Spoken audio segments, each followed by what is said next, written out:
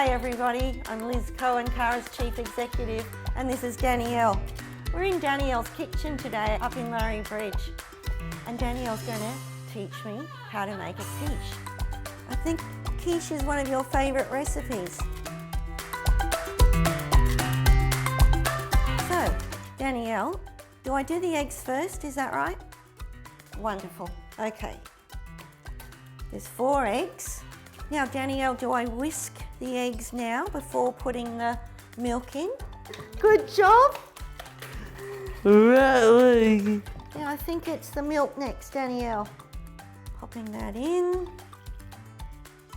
And you were telling me earlier that this is self-raising flour, isn't it? So I'll put that in, get some of those lumps out. I'll put the cheese in. Oh, that's coming along nicely. And then I'm going to look at these wonderful ingredients. These are all Danielle's favourite ingredients.